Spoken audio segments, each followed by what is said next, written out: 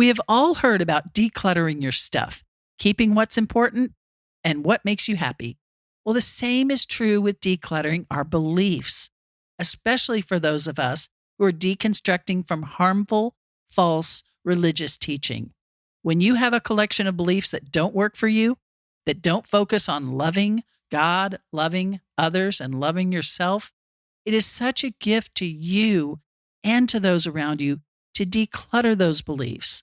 As you discover the truth about how far out of hand those beliefs have gotten, how hurtful they are, you can neutralize them, lift them off your shoulders. It's time to declutter your beliefs so your heart can be free to love and be loved. Would it be okay if I were to tell you that I am afraid someday? So I call you up and you call me down. Would it be okay? Well, hello and welcome to the FreedHearts podcast. Thanks for joining us. My name is Robert Cottrell, and I'm here as always with Susan Cottrell. Hi there. Hi. How are you? Great. How are you? Good. Have we decluttered the house and everything yet?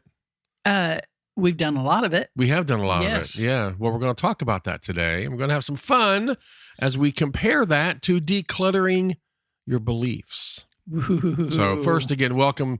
Connect with us at everything that we do is at freedhearts.org. Please do email us, podcast@freedhearts.org or hello@freedhearts.org. Your choice. We'd love to hear from you, what you like, what you would like to hear us talk about, questions we can answer for you. Just reach out to us. Come say hello. Hello. Hello. Hello. Thank you. Hello. Okay, here we go. Again, so we're going to talk about decluttering your stuff and decluttering your beliefs. Isn't that a great idea? Both. It is. Both are necessary. Did you have this idea? You did have this idea. Yes, honey. It's no. Both I didn't are mean necessary. it like that. I meant That's like right. it's fun. Yeah. So, all right, here we go. because decluttering has become this big thing, and I love to watch those decluttering videos. I feel so inspired, and it keeps me, on my game for the ongoing process of decluttering. And to give away the excess is really fun, and it's really freeing. It is. And it makes you feel lighter. And just the other day, I was listening to key points to decluttering, and it suddenly hit me that these same goals and techniques and objections to decluttering our homes also apply to decluttering our belief system. What? I know. I was amazed at the parallels. And I thought you, our beloved listeners, deserve to be able to consider this too. How is decluttering our home similar to decluttering our worldview? And I'll use theology and worldview probably interchangeably here.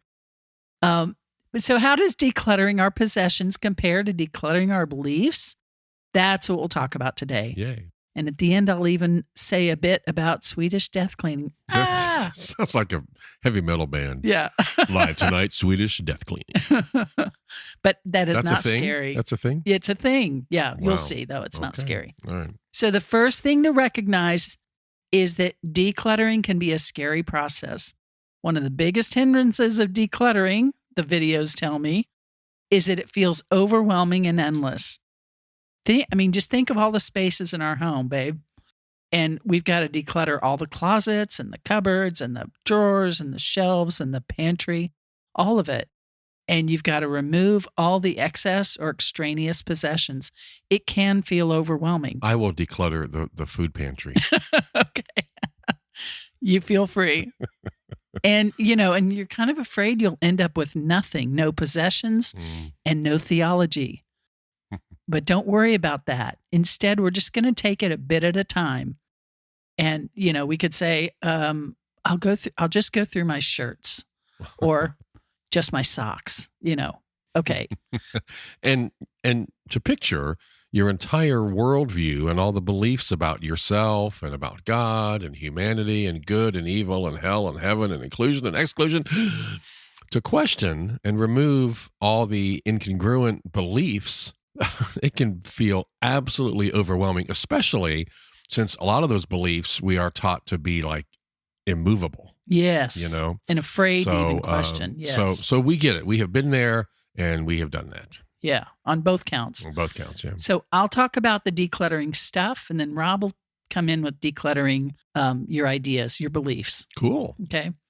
So the biggest thing to remember is that we're not going to do it all today. When you face the idea of decluttering and you don't even want to start, you're not going to do it all today. We're going to take it as it comes, a drawer, a closet, a Bible verse you don't understand, a concept that doesn't make sense, and we're just going to go one by one. And you know instinctively that one room leads to another, one thought leads to another. Where will it all end? I think that's a very scary thing as you start to declutter. But don't worry about that. It'll make sense. You'll get on a roll and it will all just happen. You'll accomplish that drawer and you'll want to do the shelf. And you'll begin to recognize the box church's treatment. This is great about decluttering is when you free those things, you'll begin to recognize the box church's treatment of LGBTQ plus people, and you'll begin to see their pattern of exclusion. You'll see what they call love feels an awful lot like hate. Yeah. And you'll wonder, what does it mean? What does it really mean to love? But again, all that happens organically, and you don't need to worry about that. Yeah. I have to tell a story real quick about my mom. She lived in a house in Ohio with a basement, and for years, she wanted that basement decluttered. And for years, it was like, no, oh my God, it's so hard. There's so much stuff down there. We can't, it was just full of crap everywhere. And we finally did it. It took like 3.5 or 4 hours. Yeah. And that was it. And it was done. And it was done. And I gave up years of time and worry to save what amounted to 4 hours of work at the time. It was just avoiding it, right? To avoid that. And so, and the same with your belief system, because we felt uneasy about a lot of beliefs for years before our kids came out, and then things really fell apart in our belief system. And it was so freeing. So freeing. Where do we start? Yeah. So let's say you start with a utensil drawer, put all the spatulas, etc., out on the table and say, do I use this? Do I like this? Well, and for theology, let's start with something that doesn't feel right to you, that you kind of know in your heart doesn't feel right, like the idea that people are supposed to be able to identify Christians by their love, and instead we seem to identify Christians by their unlove. Yes. Just take one element at a time and put it out there on the table and say, is this good for me? Is this helpful? Does this make me feel good and supported and full of life? Or do I need to make a change here? Yeah. I mean, it helps to get a vision for yourself. What do you want out of this? What is your end goal? I want to look around in the house and my eye rests and feels good. I don't want stuff that each thing is like a to-do list item calling to me. I don't want that. So what do you want out of this? Does your clutter make you feel oppressed? Does your home feel a little unsettling and closed in? Maybe you just want to streamline your possessions so you feel better. So you can sit on the sofa and say, and that's very doable. And it's very fair to have peace in your home where you live. The same with your beliefs. Does that also make you feel closed in, not really feel free in your heart and your head? So maybe you just want to streamline your theology so you feel free. So you trust your own heart and mind, so you can sit with your own body and your own thoughts and say, come on, say it with me now. Yeah. Good. That is also very doable, and it's very fair to be at peace in that heart and mind and body where you live. Yeah. And maybe your goal is to remove the physical items that no longer serve you and pare down to the items that you feel very good about. Maybe your guideline is, if I haven't used this in a year, it goes. Same with your mental clutter. Maybe your goal is to remove the beliefs that no longer serve you and pare it down to the few basics that you really feel good about. Maybe your guideline is, if Jesus didn't teach this directly, it goes. Whatever that is for you, you know? Yes. Yeah. Talking Christians here, obviously. But yes, exactly. You can ask Marie Kondo's great question, which is deceivingly simple, but it makes a great guideline. Does this spark joy? That's great because it cuts through all the other noise. Does this pan spark joy? It depends. What are you making with the pan? Yeah, well, no, I just don't like cooking with it. Then it goes. Get another one. Yeah. Does this shirt spark joy? No, every time I see it, I think how much money I paid for it, which is why I keep keeping it, but there's no joy in it. Okay, then it goes. And is feeling more righteous than most everybody else spark joy? No, not really. Then it goes. And we think it's going to feel better to feel better than everybody else, but it really doesn't. It's a treadmill that you can't get off of. Yeah, that's true. Now, does this spark joy, feeling like you're a lowly, unworthy scum that God barely tolerates and can only stand you because God really doesn't look at you, he looks at Jesus instead? Oh my gosh, how many times have we heard that in church? Does that spark joy? Does that spark joy? No. Then it goes. So wait a minute. Really? I mean, yeah, really. Can I really trust my own sense of joy to know what's good for me? Yes. Your joy, in contrast to the dread in the pit of your stomach, is a very good gauge. It's a very good gauge. It's very trustworthy. Yes. And the fact that we've been told that our own sense of ourselves is fundamentally flawed is a huge red flag. Okay, so does it spark joy to feel like my own sense of self is not to be trusted? No, then it goes. Yeah. See how this works? Now, I'm serious. We're as serious as we can be about this. Yeah, You can exactly. discard this. Yes. And it goes. So let's keep going. We're going to dig a little deeper now. And you're staying with the house stuff, right? I'm staying with the house stuff. All right, cool. You may find it difficult to part with certain possessions because maybe you inherited them. It's been in the house for generations. Maybe that bedroom set was your grandparents' and you don't even like it, and now it's yours. You're welcome. Somebody I knew told her 2 adult children that the furniture in her house has been in the family for generations, and when she dies, they cannot get rid of it. Thanks. Wow. What a burden to put on those kids. And her sister-in-law found out about this, and she's very close. They're very close to each other. And she said, you need to take that burden off of them. Tell them they do not have to keep that furniture.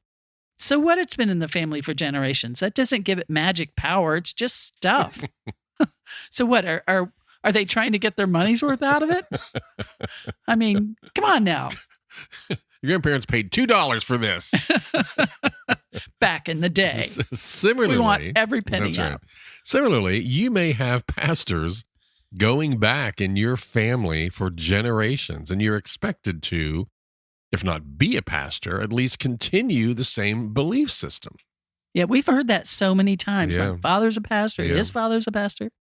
They've given you the equivalent of this bulky, heavy, old, dusty, unattractive furniture that's yours and you can't get rid of it. So Yeah. instead of letting you buy your own furniture, trust your own spirituality, make your own choices about your own beliefs. Yeah, it's that grotesque song. You know the song, that old time religion. It's good enough for me. Oh, you're not going to sing it? No. Okay. It was good enough. It was good enough for mother. It was good enough for father. It was good enough for grandma. It's good enough for me. I mean, yay! Is that okay? Is it though? Is it good enough? I'm serious now. Is it good enough for you? Was it even good enough for them? I mean, they may have been satisfied with an outhouse. You know what I mean? I mean, Yeah. they may have hated Yeah. that bedroom furniture and wished they could afford something new. Yeah. You know what I mean? And they may have washed their clothes on rocks. I mean, your mother, Rob, Yeah. your mother said the good old days were not that good. They were a lot of work, and didn't have dishwasher, didn't just all kinds of things. And that old time religion was racist and sexist and queer phobic. Old time religion. Yeah, that we've inherited. Yeah, there we go. Here Yeah. today in America and many places, and many other things you probably really don't want to be. And it does seem to have gotten more that way and not less. So don't just take these random inherited ideas just because they were thrust upon you Instead, you want to look at it closely for yourself. Trust yourself. Be careful of things that are thrust upon you. I'm the joke guy. Oh my gosh. Now we're getting into, we have to have a warning label, a warning thing. Anyway, so if an idea is not serving you, if you recognize it as being at odds with what your heart knows is true, if it feels at odds with the central gospel message of love, unconditional love and acceptance that you know is from Jesus, it's time to give it up. Let it go. Yeah. Declutter. Maybe it's a possession you've had for years. There's nothing wrong with it. Why should you get rid of it? Maybe you spent good money on it and you don't want to waste that money. But the truth is, if it's not enhancing your life, if you don't love it, and perhaps it has a little unpleasant memory attached to it even, so you feel a little pang when you see it, you definitely don't want to keep that in your space all the time. Yes, mom may show up and say, "Where's that big piece of art I bought you? I thought it would look so nice in your living room." Or she might say, "Why don't you believe what we taught you? Where's that big piece of theology we taught you?" You've become, we thought it looked so nice in your living room, in your head. You've become all woke, and you know that's a good thing now. And you'll have to say, you know what? It doesn't suit me. I don't believe that's what Jesus meant. This theology is hurting people. I can't agree with what I learned growing up anymore. But Mom, we don't have to agree. I just need to be true to what I believe is right for me. Yeah. And like we've said, we'd much rather be woke than asleep. Yeah.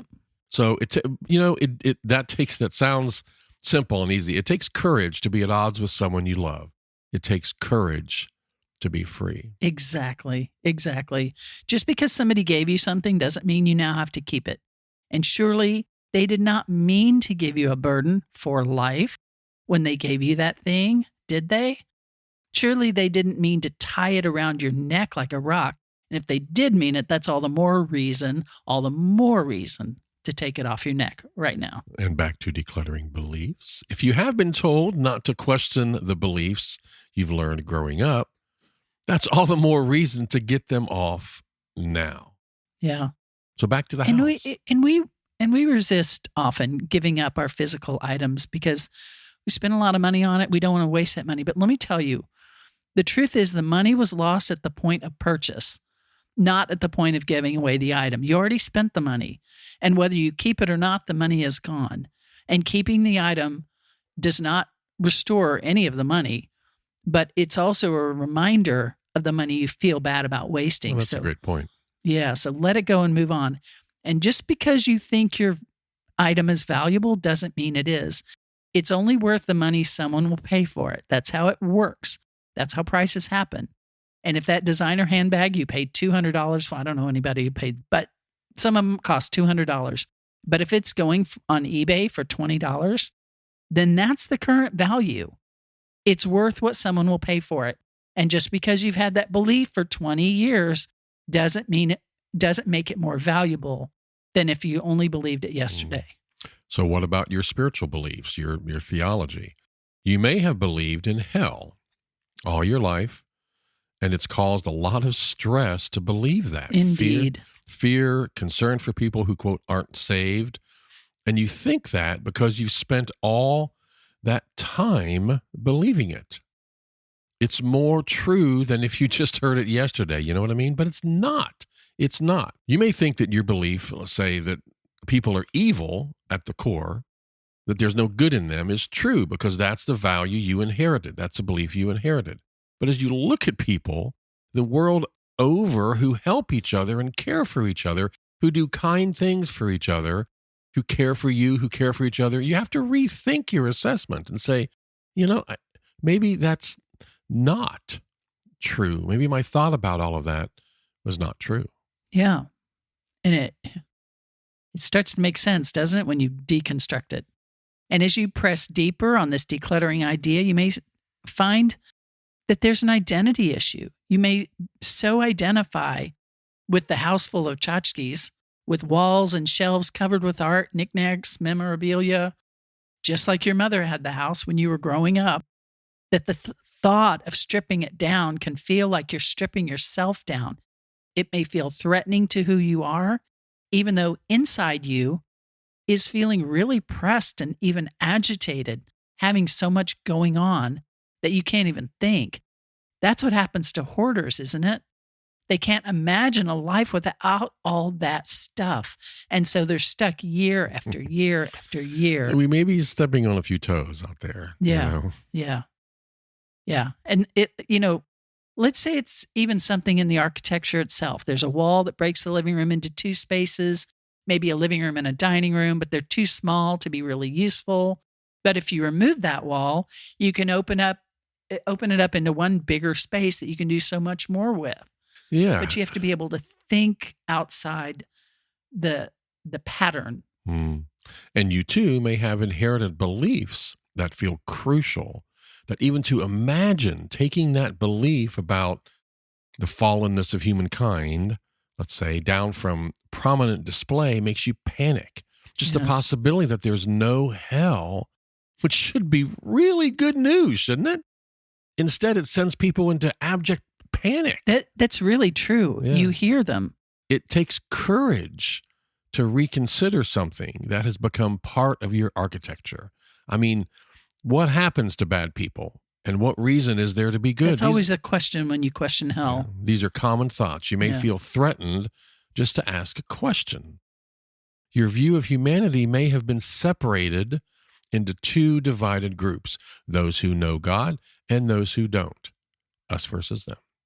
And those who know God may believe their mission is to tell the other group who they think have no good in them. You know what I mean? Yeah. Imagine if you remove that literally man-made division, you remove that firewall of hell, then you find you have one bigger humanity that has been asked to work together and get along to work together and help each other, to work and play well with others. Like we learned in kindergarten. Yeah. You see what we did there? The separated rooms and now the separated humanity. That's pretty good. That's pretty clever. I give us 5 stars. And it's so easy to feel threatened by a clean out when it's all you ever have known. I understand that. I used to be such a pack rat. And, you grew up believing this, and who will you be without it? If you're not the hoarder, who are you? If you're not the pack rat, who are you? If you're not the very religious person, who are you? If you're not the one who believes everything you've been taught, who are you? And if you truly are a hoarder, you may want to get back to, you may want to seek therapy so you can part with unusable and even dangerous items from your home. And if you're a hoarder of religious beliefs, honestly, you may want to seek some counsel, some therapy to part with unusable, even dangerous beliefs. Beloved, you can do it. You can do it. Yeah. There's such freedom.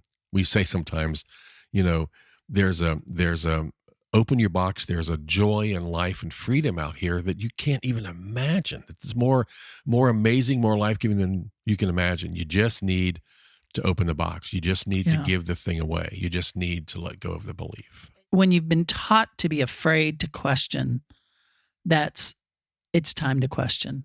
And even condemned for questioning. Yes. Yeah. Yes. So final thing, I said we'd talk about Swedish death cleaning. Oh, yes. I want to know. I have no idea what this is. I want to know what Swedish. Okay. What Swedish death cleaning? I just need a shirt. I'm going to tell you. That says, I'm into Swedish death cleaning. Wow. Maybe not, since I don't even know what it is yet. Well, this possibly scary phrase just means to declutter your possessions before you die. We tend to accumulate, as we've talked about, a house full of possessions, many of which we know they're just no longer relevant in our lives. Either they're stuff from when the kids were little, maybe, or from us years back. And we may be the ones holding on to these heirlooms, end quote, air quote, heirlooms, to pass on to our children. But nobody's going to want it. Really, if you search your soul, nobody's going to want this. Well, and that, what a burden to put that on your kids. Now they're not just decluttering their stuff, they're decluttering their dead parents' stuff. And that's man, what a heavy load that is. I know somebody who inherited parent stuff and in-law stuff, and put it all in storage. And now for years has been paying a monthly storage fee to store all this stuff that nobody wants. For years, she could have bought a house with that money, I bet. Or, Yeah, because it seems seems disrespectful in some way to try to get, it's just. So think about the burden that you've taken on by doing this. If you're the kid, you don't need to carry that burden. And if you're the one passing stuff on, don't do that to your kids or your grandkids. And you'll do a huge favor to them by just moving that stuff out now. Of course, it's an admission that we will die someday, which most of us have kept as buried as possible. But the science is in, and death is 100%. Period. So do everyone a favor and even ask them, will you want these things? Do you remember a few years back? Yeah, you did that. Yeah, well, I took out all the Christmas ornaments and laid them all out in groups. This is the mother that I am. And I took pictures of them and I sent the pics to the kids and told them to tell me individually which ones they would like to have. And they did. We don't do a tree anymore. We haven't done a tree in a long time. Once the kids are grown, it's just not that compelling. Not to us anyway. But I was able to give them exactly the ornaments that they wanted that had meaning to them. And there was surprisingly little overlap. And it just turned out that different ones were special to different kids. And then I gave away the ones nobody wanted.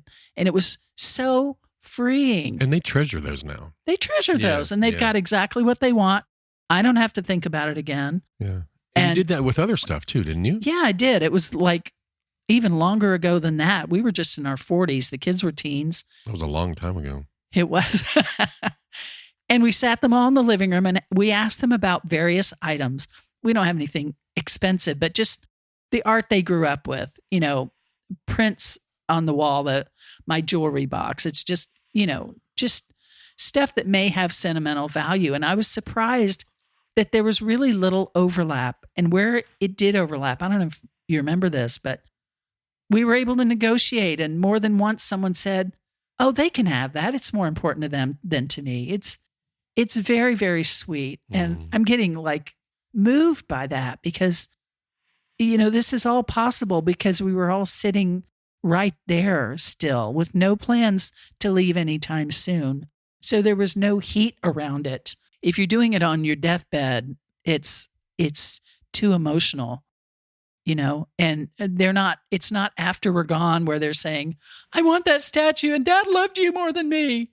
Those are the conversations that happen. Yeah.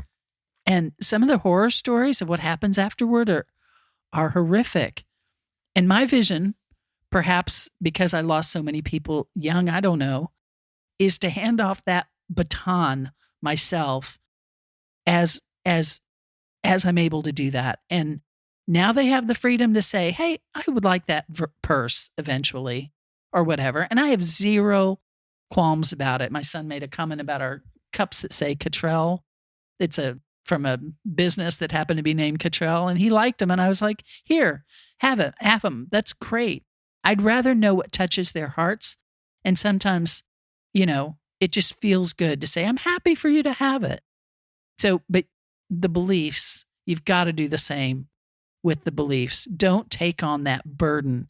And if you're the parent, even free yourself, free them by saying, you don't have to carry these beliefs. Yeah, you do what applies for you. Yeah, that's the beauty of this, is you're able to pass on the handful of treasures that people really do want. Yes. And it's just stuff. They are what's important. People are what's important. The stuff only is important if it makes someone happy. If you do this, if you declutter, it will be such a gift to those who will otherwise have to do it.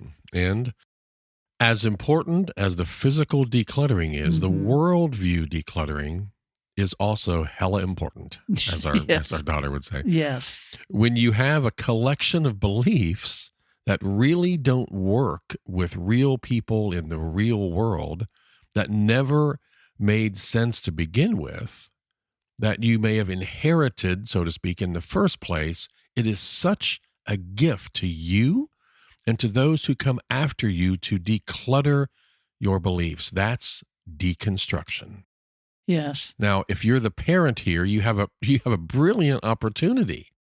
Admit that much of what you learned for 20 years or so was not loving. We had to do that as we look back on 20 plus years in the evangelical church. We didn't realize, we talked about this, what we had come to believe. It was not loving. It was excluding and shaming and hurtful to so many people. Yeah. Hear what people around you are saying about how those teachings land on their hearts.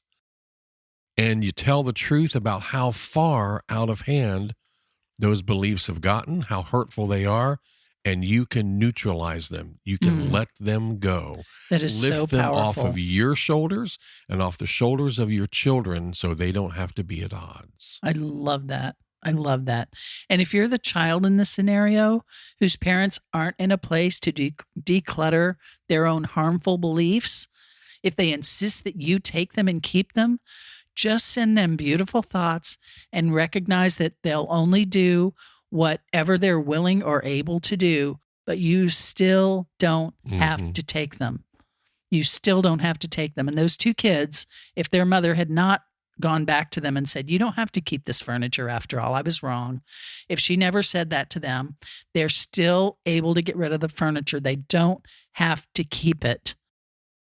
In the same way, you don't have to take the belief in hell and judgment and unworthiness. That's you can right. Let that go. Declutter your house, declutter your beliefs. Beloved, if you have questions about this, email us. Yes. We're happy to help you through this. Yeah, podcast@freedhearts.org. Beloved, you deserve this. You deserve this freeing up of space in your life for love and life-giving truth. Declutter your heart from all that religious crap and false teachings. Why? So your heart can be free to love and be loved. You can have That's a what freed it's all about. Heart. That's what it's all about. We love you. We love you. We'll see you next week when we talk about how kids are being groomed, but not how you've been told. We'll talk to you next time. We love you. Bye. Bye. Would it be okay if I were to tell you that I am afraid someday? So I call you up and you call me down. Would it be okay? You've been listening to the Freed Hearts Podcast. We have extensive resources and vibrant community for you at www.freedhearts.org. Just come say hello. And if you have questions or issues or comments about the podcast, things you'd like us to talk about, reach out to us at podcast@freedhearts.org. The music is provided by Hannah Cottrell, our daughter, the Grammy-nominated Saint Sinner. And you can find out more about her at HeySaintSinner.com. Please share this, subscribe, and follow on your favorite platform. And thanks for listening.